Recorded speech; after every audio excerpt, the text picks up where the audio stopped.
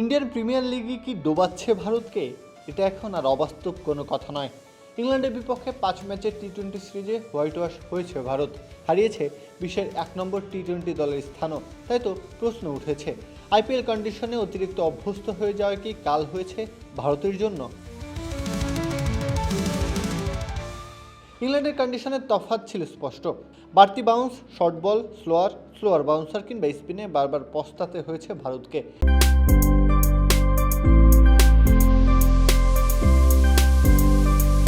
এরপরও প্রায় প্রতিবারই আইপিএলের কন্ডিশনের মতো ইংলিশ বোলিং লাইন আপকে মোকাবেলার চেষ্টা করেছেন ভারতীয় ব্যাটাররা।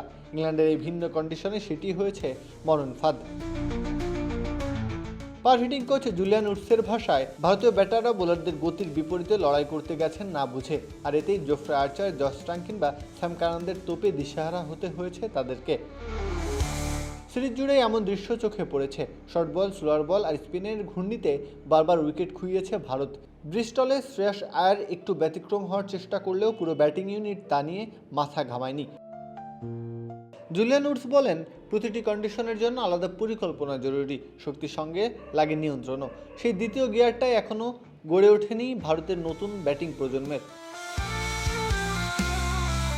2023 সালের পর টি-20তে ভয়ডরহীনভাবে ব্যাটিং করতে শিখেছে ভারত, কিন্তু আয়ারল্যান্ড ও ইংল্যান্ড সফরের ব্যর্থতা স্পষ্ট করে বিশ্ব ক্রিকেটে টিকে থাকতে হলে নিজেদের পরিচিত কন্ডিশনের বাইরের কন্ডিশনগুলোতেও বুদ্ধিমত্তার সঙ্গে খেলাটা কতটা গুরুত্বপূর্ণ।